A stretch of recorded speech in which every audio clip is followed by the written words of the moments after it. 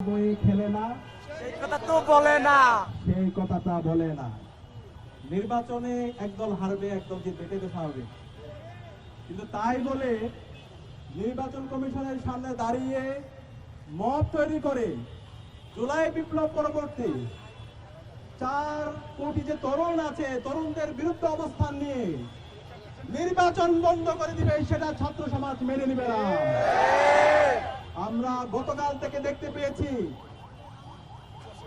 বাংলাদেশ জাতীয়তাবাদী ছাত্র দল গত 16 বছরে যারা আমাদের সাথে একই সাথে ফ্যাসিবাদ বিরোধী আন্দোলন করেছে, গণতন্ত্রের জন্য আন্দোলন করেছে, বাংলাদেশের মানুষের ভোটাধিকার নিশ্চিত করার জন্য আন্দোলন করেছে, সেই দল বাংলাদেশের তরুণদের, ছাত্র সমাজের প্রাণের দাবি ছাত্র সংসদ বন্ধ করার জন্য তারা আজকে নির্বাচন কমিশনের সামনে দাঁড়িয়ে মব ভায়োলেন্স তৈরি করছে।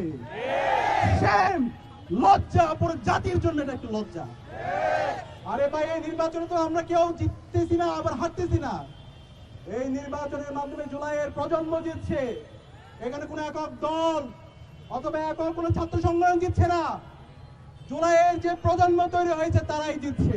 ক্লিংকার বেশি থাকলে সিমেন্ট বেশি খাঁটি। আনোয়ার সিমেন্ট। কেন আপনারা এই জুলাইয়ের প্রজন্মের বিরুদ্ধে অবস্থান গ্রহণ করছেন?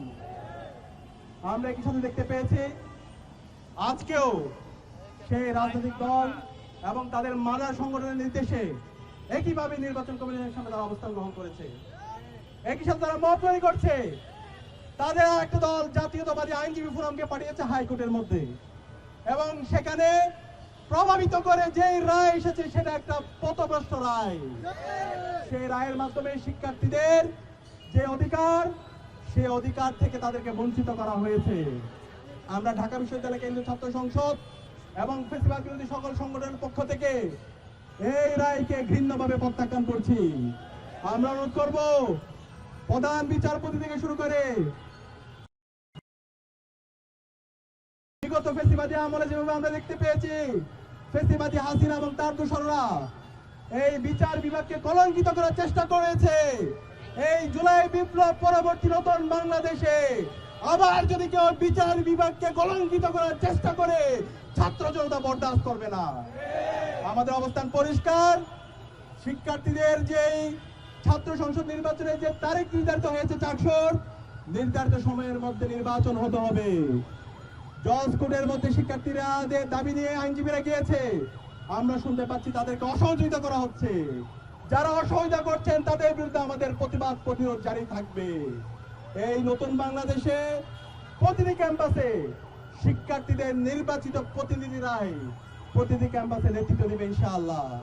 এই জায়গায় যদি কেউ ব্যত্যয় করতে চায়, সেই যতই শক্তিশালী হোক, তার বিরুদ্ধে বাংলাদেশের সকল মানুষরা, 4 কোটি ছাত্র সমাজ, তারা তাদের প্রতিবাদ প্রতিরোধ জারি রাখবে। আমরা দেখতে পাচ্ছি জাতীয় নির্বাচনের সামনে আগামী 12 ফেব্রুয়ারি জাতীয় নির্বাচন, সেই দোহাই দিয়ে প্রথমে এই নির্বাচনকে স্থগিত করার চেষ্টা করা হয়েছিল। পরবর্তীতে আমরা নির্বাচন কমিশন সহ নির্বাচন কমিশনের উচ্চপদস্থ দায়িত্বশীলদের সাথে আমরা কথা বলেছি, এবং পরিপ্রেক্ষিতে শিক্ষার্থীদের দাবি এবং সবার মতামতের প্রেক্ষিতে 400 নির্বাচনের জন্য 20 তারিখ নির্ধারিত করা হয়। কিন্তু এরপরও আবার সে উপর থেকে সে আমাদের লিডার নামে খ্যাত যে নেতা, আমরা শুনতে পেয়েছি তার নির্দেশে এই নির্বাচনকে স্থগিত করার জন্য অপপ্রয়াস শুরু হয়েছে। আমরা বলতে চাই, আমরা আপনাকে সম্মান করে, আমরা আপনাকে শ্রদ্ধা করে, বিগত ফ্যাসিবাদী আমলে আপনি জুলুমের শিকার হয়েছেন, কিন্তু আপনি জালেম হয়ে উঠবেন না। আমরা বলতে চাই, শিক্ষার্থীদের যে ম্যান্ডেট, শিক্ষার্থীদের যে দাবি, ছাত্র সংসদ নির্বাচনে আপনি বাধাগ্রস্ত করবেন না। এই নির্বাচন যদি বাধাগ্রস্ত করেন, তাহলে 12 ফেব্রুয়ারি এই জাতীয় নির্বাচন হবে, সেই নির্বাচনে বাংলাদেশের মানুষরা আপনাদের পরিণতি দেখিয়ে দিবে।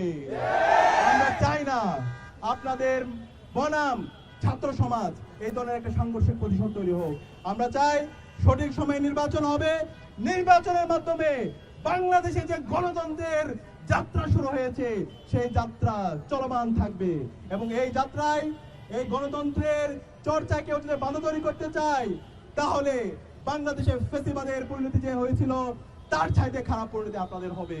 আমি অনুরোধ করব বাংলাদেশের সকল ছাত্র সংগঠনগুলোকে, ফেসিবাদ বিরোধী যারা আন্দোলন করেছে তাদেরকে, যারা নির্বাচন বানচাল করার চেষ্টা করছে, যারা মব ভায়োলেন্স তৈরি করার চেষ্টা করছে, যারা শিক্ষার্থীদের অধিকার থেকে তাদের হরণ করার চেষ্টা করছে, তাদের বিরুদ্ধে আপনাদের প্রতিবাদ প্রতিরোধ জারি রাখতে হবে। আমরা আশা করছি চাকসুর যে নির্বাচনের তারিখ হয়েছে সেই নির্ধারিত তারিখে নির্বাচন হওয়ার মাধ্যমে বাংলাদেশে গণতন্ত্র বিজয় হবে ইনশাআল্লাহ।